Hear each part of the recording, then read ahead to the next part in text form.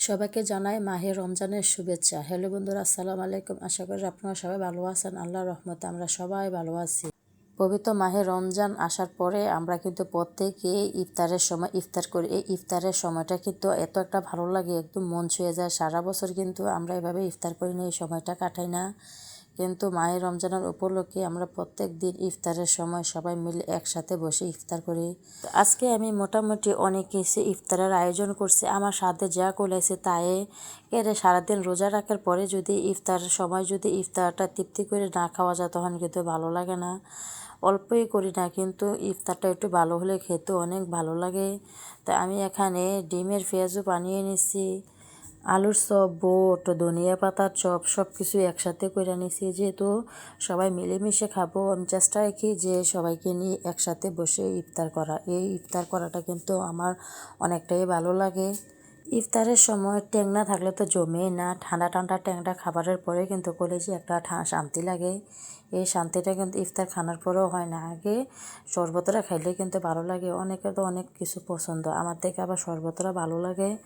এ কারণে আমি আবার শরবতরা বানিয়ে নিচ্ছি, যেহেতু ইফতারেরও সময় হয়ে গেছে। এখন তো আবার সব কিছু সামনে রেডি করে না রাখলে আবার ইফতারের সময় আবার একটা টানাটানি শুরু হয়ে যায়।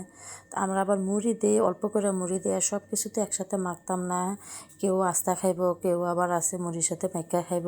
তো একজনের এক এক রকম পছন্দ, তো সবার পছন্দ মতো তো আমরা সব কিছু করার চেষ্টা করি যেন সবাই তারপরও খুশি থাকুক, ভালো থাকুক।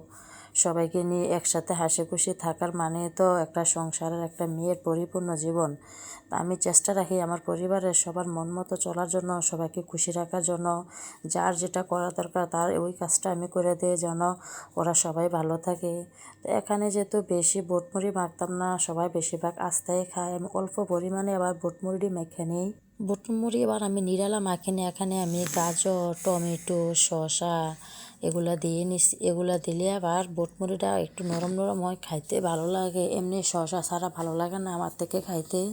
তো এই কারণে আমি সব কিছু একসাথে মেশিনে কাটটা নিছি, কিছু আর কিছু হাতে দাও দিয়ে আমি কাটটা নিছি। এখানে কিন্তু পেঁয়াজ ও চপ, দুই ধরনের চপ, এগুলোর কালারটা কিন্তু অনেকটা সুন্দর হয়েছে আর ফুলকো ফুলকো হয়েছে। যে কোনো জিনিস রান্নার যদি সঠিক নিয়মটা জানা যায় তখন কিন্তু যে কোনো কিছু তৈরি করলে কিন্তু সহজে নিমিষের ভিতরে তৈরি হয়ে যায়।